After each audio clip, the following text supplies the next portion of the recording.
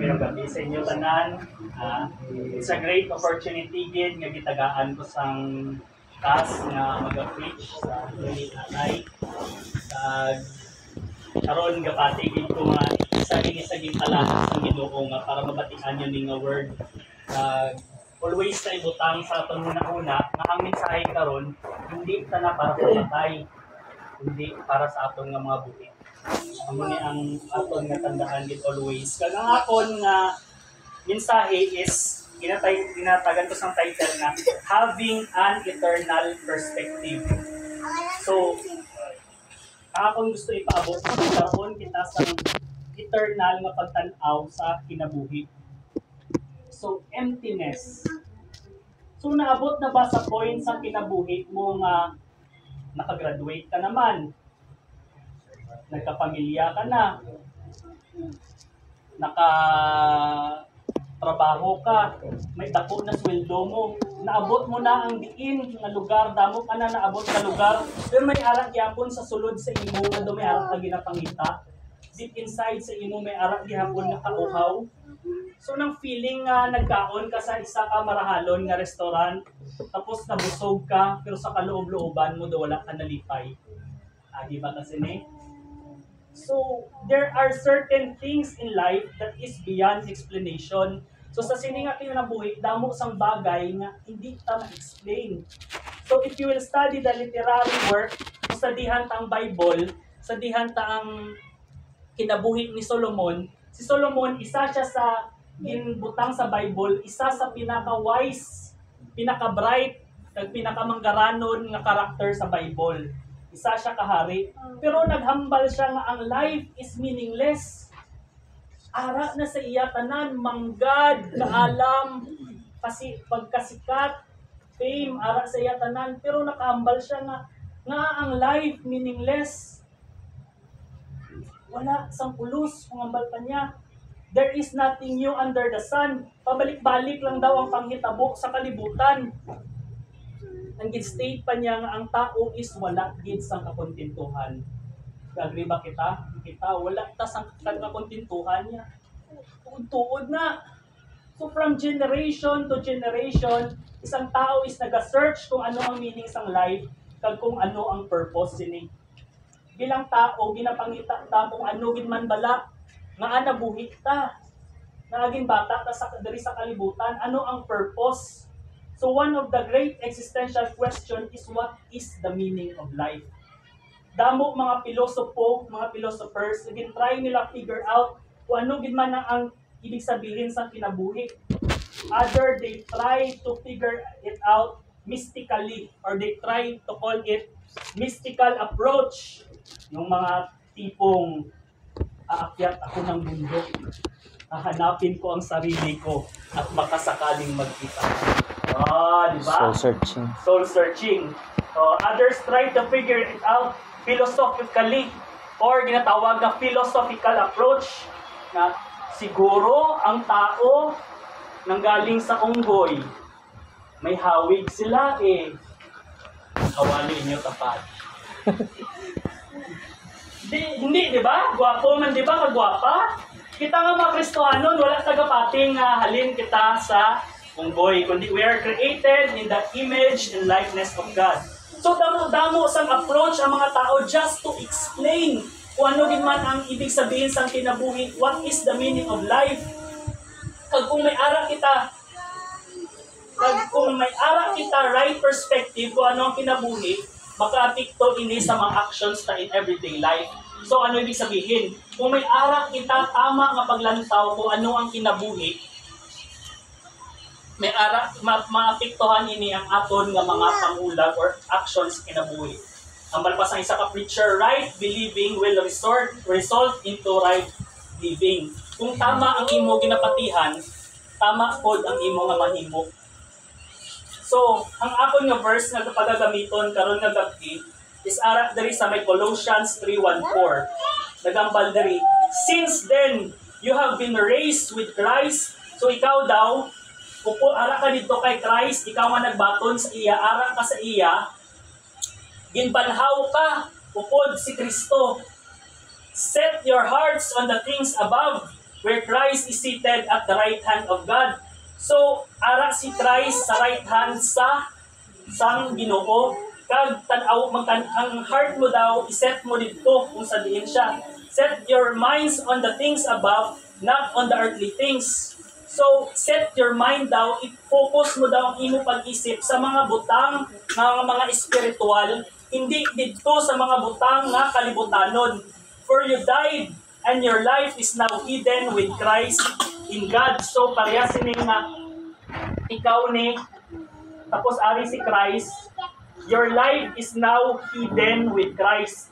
Ang imo kinabuhi, nakatago na kay Christ. When Christ, who is your life, appears, then you will also appear with Him with glory.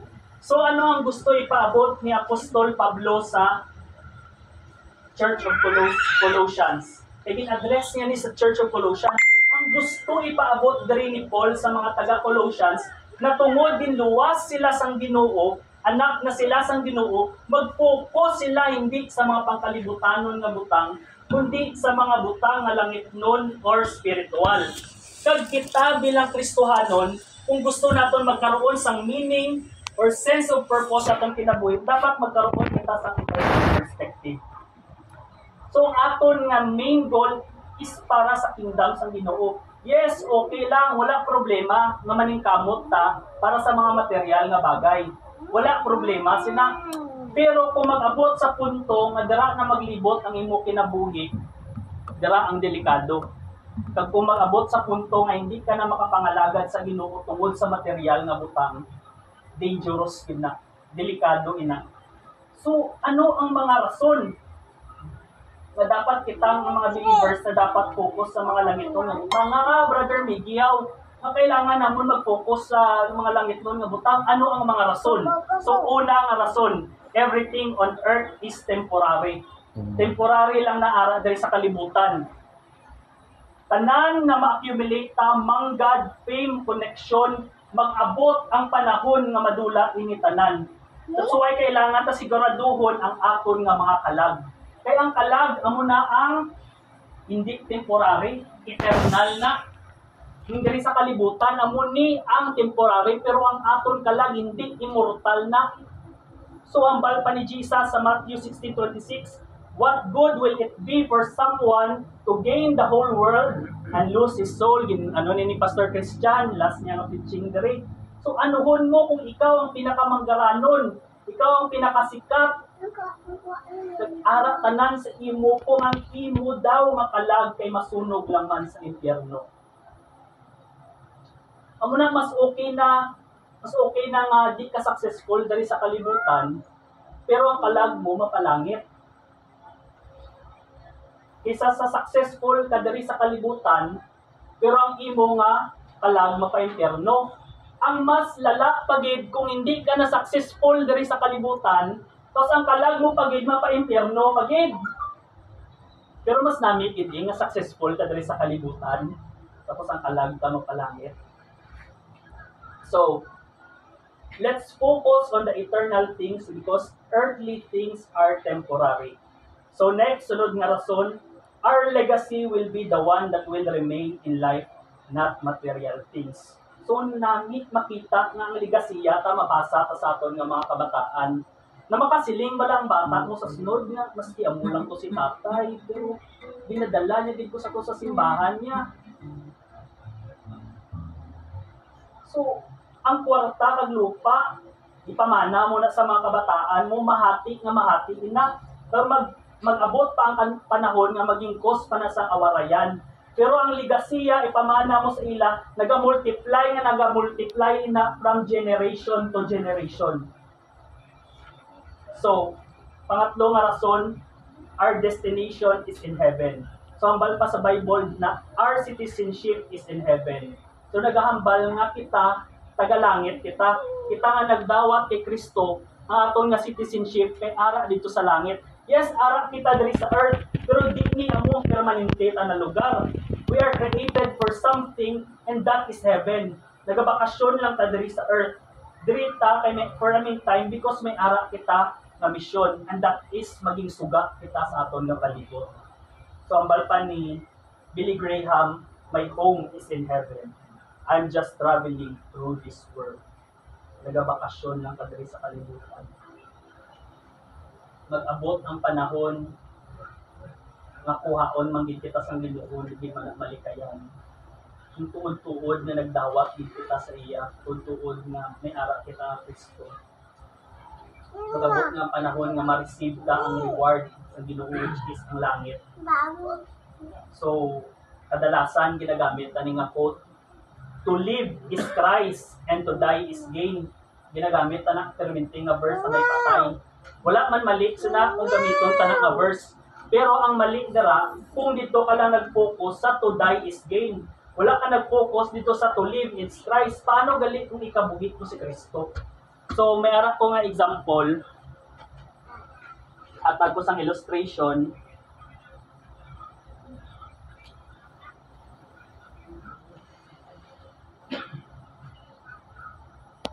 Ari nakuha ko lang ni siya sa YouTube sa isa ka picture ba ko i-illustrate ko kay nami wala.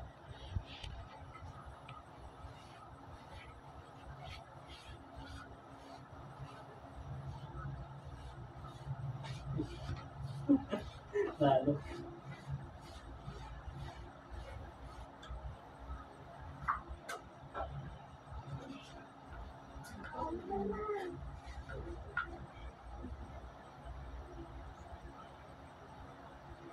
So, ning rope nga ni, ning higot nga ni, example, amo ni ang kinabuhi ta. Kag ning itom nga ni, amo ni ang kinabuhi ta diri sa may earth. Perti ka short, perti ka nubo, amo ni ang kinabuhi ta sa kalibutan. So, kis na amo ni aton nga pag-isip. Nga diri sa parts ng kinabuhi ko, diri sa parts ng kinabuhi ko, ma-eskwelagid ko. Diri o may eskwelagid ko, kay para pagkaabot diri, makapangita ko sang trabaho. Pag kung makapangita na ko sang trabaho diri gido diri, mga sawa ko, mamana ko sa diri nga parts ng kinabuhi ko. Kay para pagkaabot diri nga kinabuhi ko, i-enjoy ko gid diri. I-enjoy ko gid ang kinabuhi ta. Wala taging isip kung ang thousands of millions of years na pwede ta ma-enjoy kung arang kita sa langit, ang eternal life na ma-enjoy ta, wala ta na naisip. Kaya dito lang ta nag-isip eh. Sa diri lang ay diri nga part, ma-retire na ko diri nga part, i-enjoy ko gid ang pension ko diri, i-enjoy ko gid diri nga part, pero wala ta gid isip tong pila ka years, pila ka thousands of years na upod ta ang Ginoo kag ma-enjoy ta ang eternal life. Mga upod. Karon nga gabi. Ano ba lang ang pagtanaw sa kinabuhi? Kamusta ang ato ni spiritual na kinabuhi? I hope makita diri karon nga gabi naka-learn ta nga ang bagay hindi lang na siya about diri sa kalibutan. Kaya ang tanan diri sa kalibutan madula. Life is short. Ang punto sang Ginoo gusto ipaabot sa aton is magkabuhi ta. Salamat. God bless. Salamat, bro. So,